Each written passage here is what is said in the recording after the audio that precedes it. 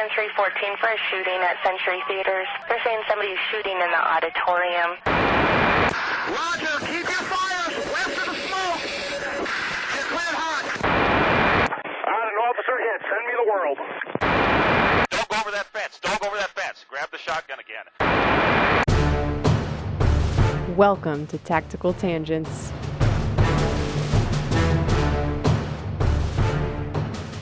Thanks for checking out the Tactical Tangents podcast. My name is Mike. I'm here with my buddy Jim, and we're glad that you're here with us today.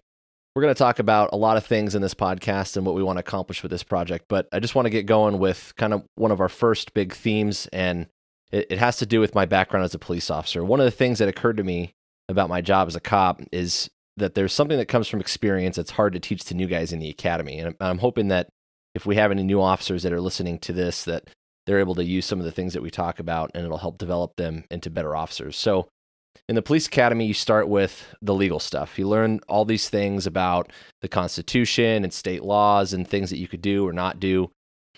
And obviously, if you're a citizen and you're driving around your car and you break a traffic law, you think that you're going to get into some sort of trouble for doing, X, Y, or Z. Everyone has kind of a general understanding of the rules, what you can and can't do, and that there's consequences for breaking those rules. Like that part's pretty straightforward.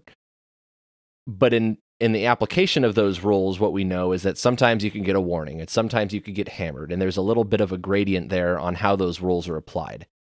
And so what I have to try to teach the guys in the academy is, how do I apply those rules in a way that's fair and it serves the interests of everybody and stuff like that? So, and I'll give you a couple examples. One that's off the top of my head is that the guy that doesn't want to roll down the window on a traffic stop. So the Supreme Court has said that I can force somebody out of their car as a matter of officer safety. If I feel like the contact would be safer outside of the car, I can pull someone out. And that means that if you don't want to get out of the car, theoretically, I could force you out, right? And for any reason, even if you don't have PC. Just as a matter of routine. The Supreme Court ruling just says that as a matter of practice, if I would rather have that person step out of the car and do it away from the car. That's not the same thing, obviously, as searching the car or anything like that. But that contact can occur outside of the car. So you pull a car over and you've got this guy that wants to roll down the window like, a half an inch, and he slides his documents out. He doesn't really want to cooperate or whatever. And so, would the right thing to do in that case be to smash out his window and drag him out by the hair? Obviously not, right? So, but there's that guy that, I stop at 2:00 in the morning that's shady and maybe he's drunk or whatever, that I'm absolutely going to get that guy out of the car. So how do I set up a training scenario where it plays out in a situation that, okay, the expectation is that you're not going to just smash out the windows and pull people out by the teeth every time you get the opportunity, without telling that new officer that doesn't mean that you can't do it. It just means that we don't want you to. You see what I'm getting at? It's kind of there's a gray area in there that's difficult to teach. Can't you just make training scenarios? Can't you run them through okay, well, today it's noon and you're doing a checkpoint for whatever reason, and this dude is clearly just a tool and doesn't want to roll down his window. And then you set up the same scenario. Okay, it's 3 a.m. and this guy smells like booze. Now what? Can't you just set up those scenarios at the police academy and have guys run through them? Kind of. The problem is you're trying to encompass every possibility, right? And so I can obviously, I could do two scenarios on each end of the spectrum and try to explain to them that this means you can and this means you can't. But there's more variables there, and a lot of that is an intuitive thing, right? I might just have a feeling about this guy. He's doing something, and maybe I can't put my finger on it yet. I'm recognizing some body language, and maybe I can't describe it, but it's not making me feel right. And I would encourage new officers to always trust that, but it's a slippery slope, and that's what's hard to teach. That's kind of the essence of police work. And I'll give you another example. We'll use a guy that is jaywalking, and there's a video kind of like this that happened in Sacramento, and we won't get into the details of that case because that leads us down a whole other road. But this guy is jaywalking, and it's broad daylight. They're in a neighborhood. He jaywalks, and the officer goes to contact him, and the guy doesn't want to stop. He just keeps going. And so how do I teach an officer that if a guy is walking away from you and he's not free to leave, he's committed a violation, I have a legal authority to stop that person, but with force if necessary. But does that make it a good idea? I mean, how quickly on YouTube does it appear that Johnny got beat up or tackled because he was jaywalking, right? And this is kind of the essence of police work. Well, Mike, I've been thinking about this a little bit. Sorry to interrupt, but I've been thinking about what are the duties of a police officer? Is your duty purely to enforce the law? Is that it? Or is there more? Is there something about upholding the public trust and public expectation? Because I don't think the public wants you to break that guy's jaw over a jaywalking offense. You're right. And that's exactly kind of the question that we have to ask ourselves. And so we've got these parameters, right? You have what the law has said, what the courts have said. So now I have to teach a police officer how to apply those things to his decision making that is in the interest of the greater good, right? And so I think that for most people, if I'm trying to stop someone who breaks a law and that person wants to either run away from me or fight or not cooperate, I think most people expect that that's going to end poorly for that individual, right? I mean, the rule of law in our nation, most people are law abiding. Most people want to abide by the rules. And I think that there's an expectation that we're going to uphold that expectation, or an expectation that we're going to uphold that rule of law, right? But we have to see the big picture, and that's kind of the essence of police work. Police officers, police departments, our communities don't need robots. They don't need people that are going to see a list of rules or a list of laws and just automatically apply those, right? They're looking for people who have judgment and common sense and can make decisions and serve the interests of the greater good. I don't know if that answers your question, but that's a little bit. And of course, there's a balancing act there, right? Like, how come you give that guy a ticket but not that guy? Well, I applied some judgment to it. Oh, I think your judgment's racist. I think you're biased against me. Yeah. You're just picking on me, right? So every decision you make is going to affect the public's credibility in you. And I think public opinion matters. I agree. And so that's kind of the essence, right? That's what we have to figure out how to teach. And the finesse in law enforcement is figuring out when we should let people get off with the warning and when we should enforce the laws. You should always give me a warning if you pull me over. Yeah, I know I should, because you're always speeding. So that's actually true. So, but that's the finesse, and that's a hard thing to teach. And there's a recent case here that everyone's been talking about, and it's that incident with the nurse in Utah.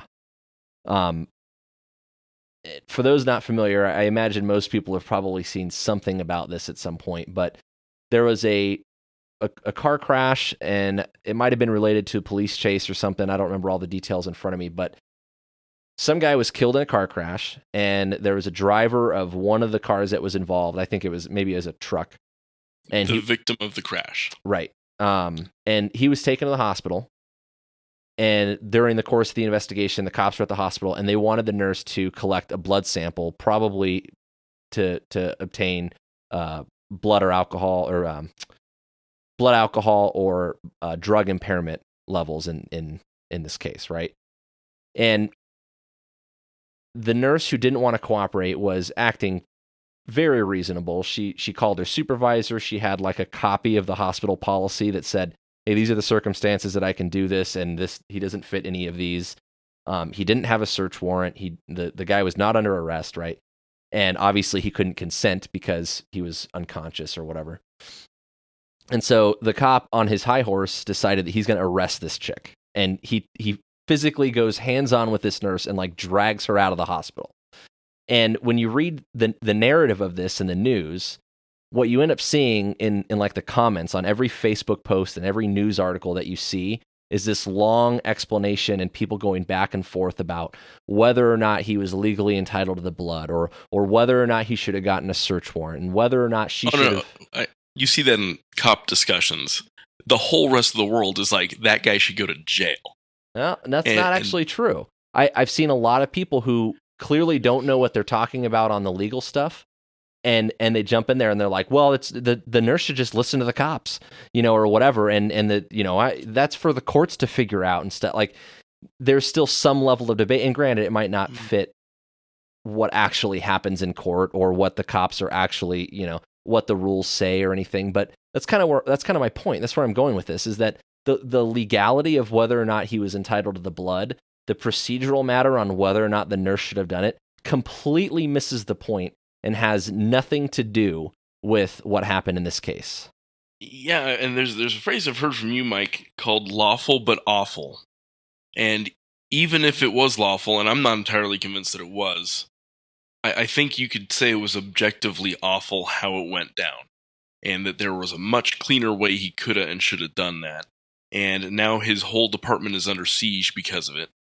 And so we have this tactical decision that one guy made that has a strategic impact, not just on that department, but on the relationship between cops and medical professionals across the country. And it affected the credibility of law enforcement across the country, and it justified a lot of nasty, trollish comments that a lot of people have been making for a long time.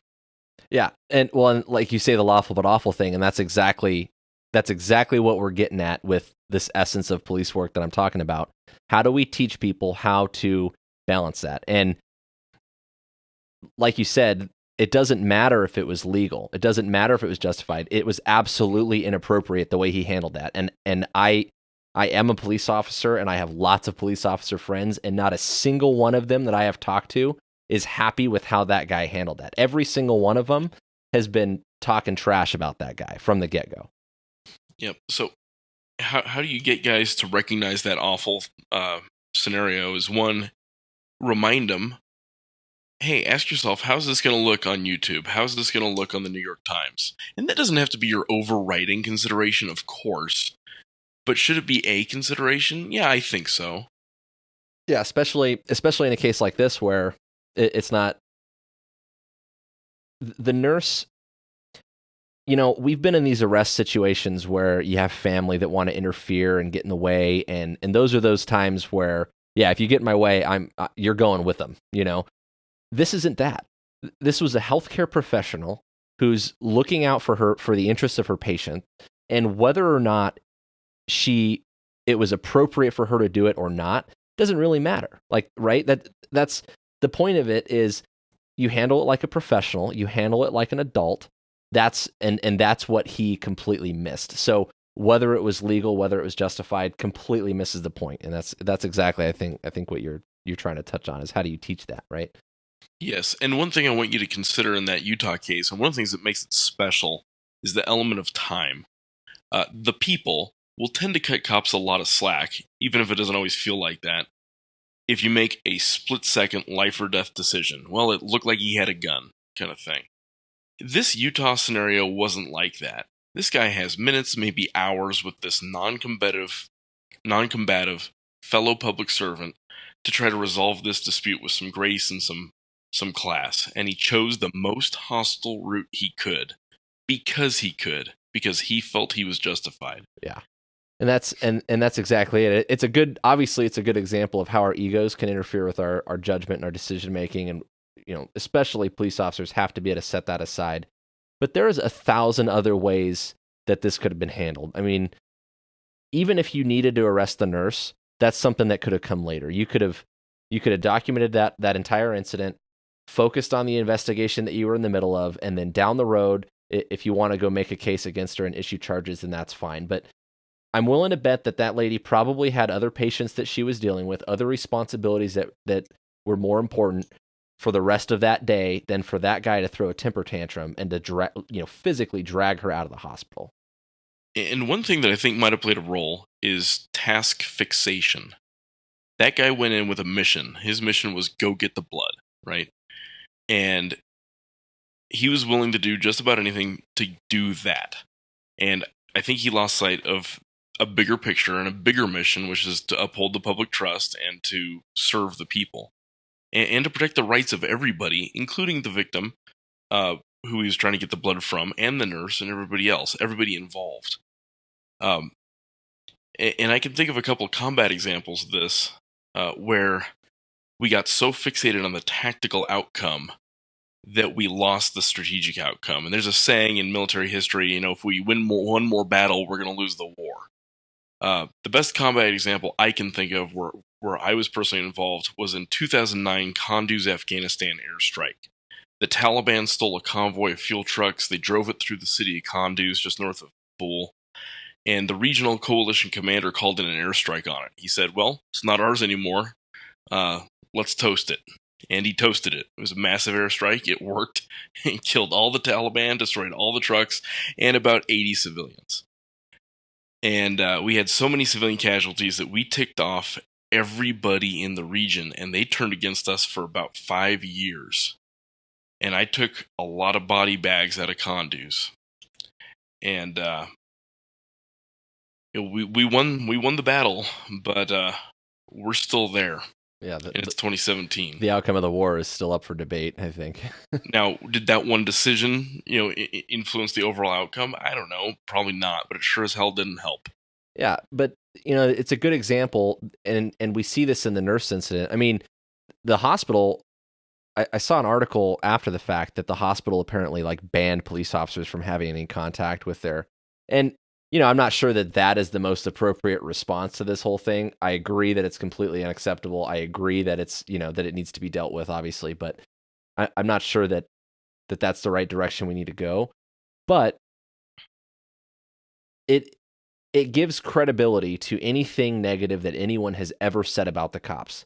Anytime anyone's ever said that the cop was on a power trip, anytime someone's ever said that the cop was, thought he was better than somebody, or he was a hot shot, or all these things. You go down the list. Power trip, yeah. That's the big one, is that he was on a power trip, and he was. And I can tell you personally, I've been in a situation almost exactly like that, where we were at the hospital. We had a guy who was under arrest. So it's a little bit different already, but we had a guy who was under arrest. They were drawing blood from him, and by law here in this case, they were drawing blood. We were entitled to a portion of that blood for our purposes. And the nurse didn't want to give it to us. And, I had to kind of explain to her, look, you don't really have a choice in this. By law, I'm entitled to get it. But am I going to throw a temper tantrum if she doesn't cooperate? In the Put worst, her in an arm bar? Probably not. Yeah, drag her out to my car. The worst case scenario here, and this is what the officer, or the detective, I guess it was, in this case failed to see, is that in the worst of scenarios, this nurse was maybe a control freak and on a power trip herself, and it's a battle of egos. And that's exactly the thing that we have to be aware of and not let that cloud our decision making, because like I said, it offers credibility to anything negative anyone has ever said about the cops. And I want to be clear that there's no evidence that this particular nurse was doing that. This particular nurse, as far as anyone can tell, was taking one for the team and protecting her patient. Right. And that I use that from my example. I've been around nurses that kind of have that attitude and stuff. And but I've been around cops that have had that attitude too. And But like I said, that's the worst case scenario, is if you deal someone that has an ego. That's a whole other ballgame. That's not enough to warrant dragging them out of the hospital. That's the time to act like adults, use your words, maybe go sit in a corner for a little while. But none of that happened here. Yeah, and using your words, there's a big leadership component to this, and there are several leadership aspects, but one in particular is how that agency handled the press response after the fact. Communication is a big deal for us at Tactical Tangents, and they missed a big opportunity to get ahead of this. They had a month to think about what they were going to say, and when they made the big press release, they said, well, we've changed our internal practices to ensure that doesn't happen again. Oh, it gets better than that.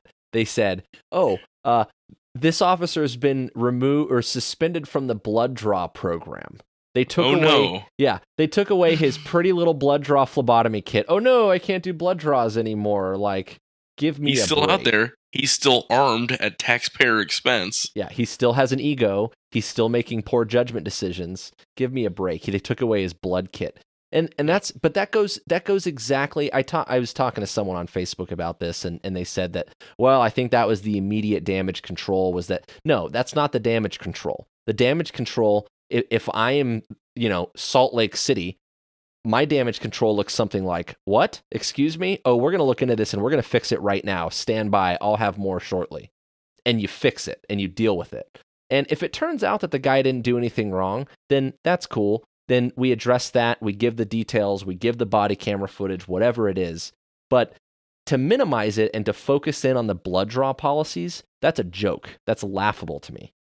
Yep. And when they say they change their internal practices to ensure it doesn't happen again, well, what, you're going to make a rule that says don't be a jerk? Yeah. It doesn't work that way, right? That's what it should be.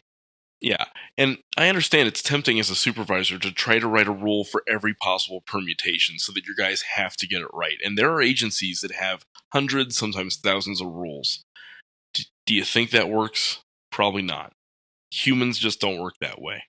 Yeah, and it's arguably dangerous to like you said, write rules in a way that has every possibility, every permutation, because for one thing, you can't account for every possibility, especially in this line of work. But in anything in real life, you can't have a rule for every possibility. But the other thing is you can't, if you cloud somebody with that much information, that much overload, you're going to stall them out, right? It's too slow. You have to be able to do it kind of intuitively. And so you have to have some flexibility. And I know, like, the way our rules are written, rule number 1 says you can break any of these rules as long as you're able to justify it, and you're going to have to own that.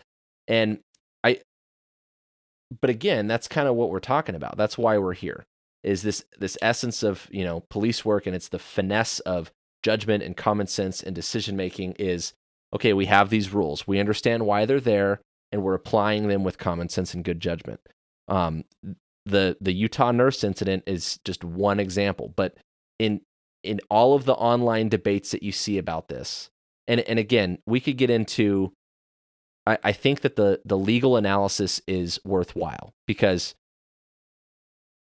cops make decisions that are going to get judged by the courts down the road, and those cases become essentially law, right? For those that aren't police officers or lawyers or have a legal background, that is how case law works. That is how the courts interpret laws and apply those laws, right? And so each case law that comes out is a case study or an example of an application for police officers and what went right or wrong, right? And there's an analysis there that is valuable, and it's good for shaping your decision. But you can't lose sight of that big picture. So you can make the analysis, you can learn the rights and wrongs, but at the end of the day, you have to remember why you're doing what you're doing. And I think that goes beyond whether or not the detective had a right to take the blood, whether or not the nurse had a right to interfere. That none of that's relevant.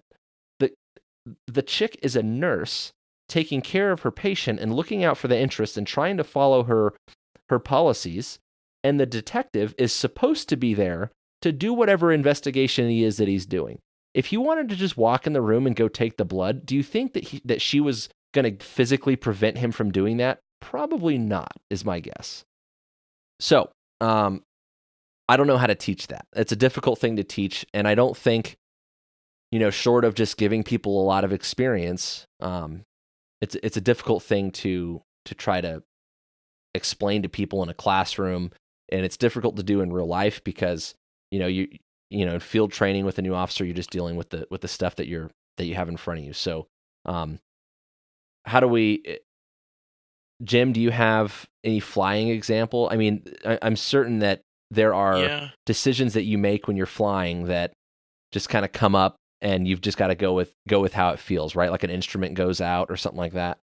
Yeah, and when I think about that in a military context, I think about certain personalities approach rules differently, and you'll see that. You'll see certain people. The rules are the rules of the rules, and 35 miles an hour is 35 miles an hour. And there are people who say, well, if 35 miles an hour is the speed limit, I'm going to go 33. I hate those people, but they're out there. Don't we all? And there are some people who say, where we're going, we don't need speed limits. And you'll see all of those in the military. You'll probably see all of those in law enforcement. But there are certain jobs where you just need to have certain types of personalities or not have certain types of personalities. For example, like a base gate guard. I want that guy to be a pretty strict rules guy. I don't want someone to talk their way around that security guy. You either have the right badge or you don't. And I want them to be pretty darn black and white. My special forces guys, I need them a little bit more comfortable in ambiguous situations. Sometimes things get weird, and I want them to be okay when things get weird. And it's different still when you talk about pilots. Well, we have a lot of rules in flying. We have federal aviation regulations. We have, in the Navy, they have a NATOFS manual. In the Air Force, we have a Vol 3. And so we got a lot of rules, and I expect aircrew members to follow the rules right up until the rules no longer apply. And then I expect them to apply principle, maintain aircraft control, analyze the situation, take the proper crew coordinated action, and land as soon as conditions permit. As a cop, though, the taxpayers and the voters, they expect you to be a reasonable enforcer of the law.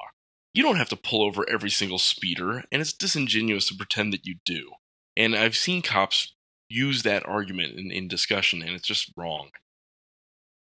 Yeah, this is kind of what we're getting at. If I were to catch every person going over the speed limit and write them a ticket, 100% of those, theoretically, assuming that I was procedurally correct and that I can make my case and all those things, but theoretically, every single one of those would be upheld in court, right? I could absolutely have a 100%, every person that runs this stop sign that I contact is going to get a ticket, and those would all be legit in the eyes of the court and the eyes of the law, right?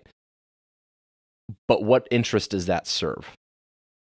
And we could go down this traffic safety thing. We can make an argument there. We can make an argument, to public contacts and the opportunities to educate people. We can use it as kind of a means to an end and see if those traffic stops or those contacts yield any other, bigger crimes.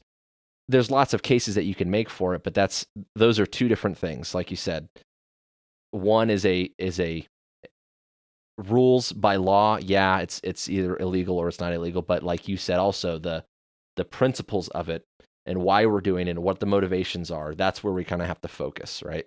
And to bring this back to a tactical worldview, you have to understand that we're trying to work on making good tactical decisions that are going to ultimately get you good outcomes. And you might be legal, you might be tactically correct, you might even win that tactical fight, but if you get an overall bad strategic outcome, you've lost. I'm glad that you threw in the tactical thing. I think that's... So we kind of do the why, and we definitely do the what and the when, and the constitutional stuff, the procedural stuff. But what we don't do a good job of is turning them into leaders. We don't really talk a whole lot about leadership, and I think that some police academies are starting to at least feel like they do a better job of that. And like the example that I'll give you is, with us, they started to talk a little bit less about, doing the like drill instructor thing and a little bit more like collegiate academic-y thing. And I get it. I know what they're getting at, but what it's missing is that the military drill instructor stuff has like a stress inoculation point to it, and that's very, it has very value important. in and of itself. Yeah, and that part's huge. That's a big deal, and that's a whole other talk on its own. But the collegiate part of it, I mean, yeah. But I always felt like our classroom stuff, our discussions were pretty collegiate, quote unquote, in nature. But we don't really talk about the leadership stuff. And I don't mean, I'm talking about leadership as a soft skill, as its own thing, as in, how do I influence people? How do I manipulate people? And I don't mean manipulate in a like serial killer way. I'm talking about like, how do I interact with them in a way which will win their help? Yeah, their cooperation. And how do I motivate somebody? How do I motivate somebody to cooperate with me? That's a lesson that we're not teaching. And, we get like a quick PowerPoint on, communication strategies. And it's Verbal like judo. Well, yeah, but we don't do a great... I can't say that, because the people that teach that class are hostage negotiators, and they're very good. But I guess what I'm getting at is it's not a skill that you learn in a lecture. The lecture gives you kind of an academic buy-in, I guess, but it's not an application. You don't.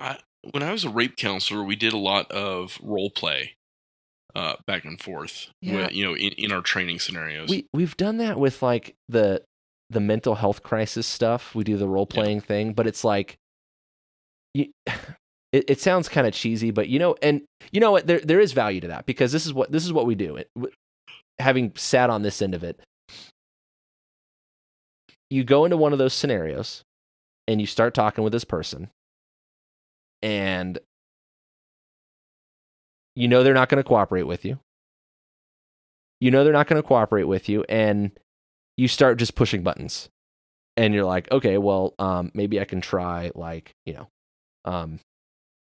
this tactic or this tactic or this and you just try like 3 or 4 different strategies, and one of those is going to work. So, for example, if it's a PTSD, veteran guy, and you have any connection, or one of the people on your call has a connection, like where they were a vet, they're I was in the infantry, and I went to Iraq in 2007, and that is one strategy. Another strategy is if the guy is like in complete crisis mode, and you start doing grounding statements like, "Hey man, just talk with me.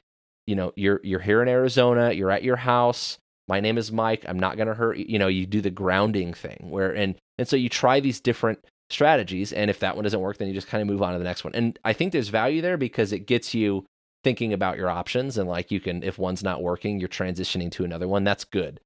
But that's in one type of situation.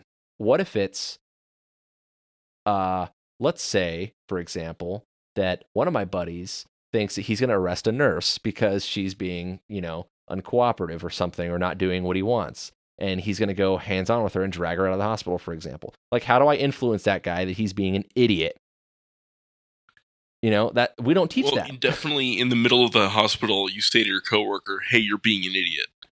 No, wait, that doesn't work. So what do you do? Yeah, I mean, I could tell you what I would do in that, in that particular example. If we're going back to Utah, I would say, I would go, "Hey man, can I brief this up with you outside real quick?" And just try to pull him aside. And then when it's private, me and him, be like, "What the hell are you doing?" And like, you realize that if you ever end up in this hospital, she's the one that gives you pain meds or not. Like, quit being an idiot, And if he gets to the point that hasn't worked, and now he's going like hands-on with the nurse, then I'm going to get in between them and be like, "Hey dude, you want to be on YouTube tonight?" Because that's how you get on YouTube tonight, In flying, one of my big points on this project is applying the crew resource management principles. And one of the things we do, if your co-pilot or your aircraft commander is trying to fly you into a mountain, you give them 2 challenges, and then you take the plane away. You say, "Hey sir, we're getting awfully low. Sir, pull up now, sir. I have the aircraft." And I don't know that applies perfectly in terms of law enforcement stuff, but you give the guy 2 subtle chances, and then you take control of the situation back. Well, and I think that's a good strategy. I like that it's that specific. But I also think about it in terms of like recognizing that someone else's ego is at play, and then recognizing when your ego's at play. Nah. And then seeing how those manifest as like defense mechanisms. What is it about us talking right now that is getting in the way? How do I take that barrier down?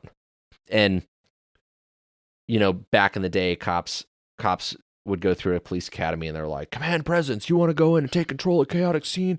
You got to walk in there, and you got to be, and it's kind of, it sounds worse than it is. But like, yeah, you have to be commanding. In reality, if you lose control of a situation, that situation can kill you. Like, I get that, but there's a fine line between being in control and being controlling. Yes. And the step 1 of being in control is controlling yourself. Yeah. And that's where this guy lost. Yep. Well, and like, I can't tell you. So there's like strategy 1 where you meet fire with fire, right? And with some people it works. There are people out there that, hey, sir, I need you to have a seat for me. Like, no, man, what I do? Sit down, dude. No, man, what are you gonna tell me? Sit down, or I'm gonna put you down. All right, man. All right, cool. And they sit down. Like, there are times where that's 100% absolutely perfect. And then there's other times where you recognize that this guy is posturing up. You know, he's putting on a show. He's around his friend or family. Be like, hey, man, cool. I don't want no problems. Hey, can I just talk to you over here real quick? You take him away from his buddies and you talk to him. You know what I mean? Just 10 or 15 feet removed, and you bring the volume down and just go, hey, man, look, I'm not trying to cause any problems. This is where I'm at right now. And you explain things to him. And it's like, all right, man, cool. Yeah, you do what you got to do, man. I understand. I just thought you were trying to, and they suddenly will back down. And that's the point. It's not a battle of egos. I'm still accomplishing my mission. I'm still accomplishing my goal. We have to teach guys how to throttle that. You know what I mean? And how to recognize that. We're not doing that. We don't. I mean, I think we do through experience. I think we do when the rookie rides with the senior guy, then usually the senior guy, if he's worth his weight, he's going to teach him that little by little. But the problem is that the new guy gets through training, and then like somewhere between years 2 and 5, like gets big for his britches, and like that's where we start to have problems. So we have to we have to mentor them, and we have to lead them, and they've got to learn how to keep that in check. And I'm not saying all guys with 2 to 5 years on are problems, but if you're a cop that's been around for a little while, you know what I'm talking about. You know that guy that you have to pull aside and you have to try to coach him. We have to make that the norm, though, that the standard. And I'm not sure that we do a great job. Maybe cops could have like a safe word where you're like, hey, Rumpelstiltskin. strawberries. Yeah. Pineapples. Anyway, so obviously we're not, the point of this conversation, like I said, we spent a lot of time talking about the Utah nurse thing. It's just an example. It's a relevant one. It's one that Jim and I were pretty fired up about. So it's a good one for our intro episode to get on. But the goal here is not to criticize officers in general or law enforcement or any particular community. We're not trying to make fun of, that's not what this is about. We're not here to talk trash. We're trying to get people to think critically. We're trying to teach that finesse. That is kind of the goal. And these sorts of discussions are the sort of thing that you can expect if you keep listening, to future episodes, because we want to get people thinking beyond the everyday stuff. The tactical community is full of opinions, or we could call them rules even. Should I have this toy on my gun or this gadget on my gun or whatever? And it doesn't change the fundamentals of shooting. And so we have to find a good blend of following those fundamentals and using the gadgets that are worthwhile, or not using, making those decisions. That's kind of what we're trying to teach people how to think critically about. So whether that's, we use a law enforcement example a lot. I'm a police officer. I can't help it. It's just going to happen. But it could apply to firefighters. It could apply to military guys. Jim's got a military background, EMS workers, or it could just be people that are interested in survival and self-defense or concealed carry or whatever. Our goal is to elevate the conversation, and we're going to touch on all of these things so that we can learn more about them, and we can try to bridge the gap between the stuff that we learn, whether it's in the academy, whether it's in school or training or class you take. We want to bridge the gap between those basics and real life, right? So we hope that you'll join us. Check us out on the next episode. We want you to interact with us, so find us on Facebook and Twitter. Check us out. But definitely leave us feedback. This is a new thing, so we're open to it, and we hope you enjoyed it. We'll see you next time. Thanks.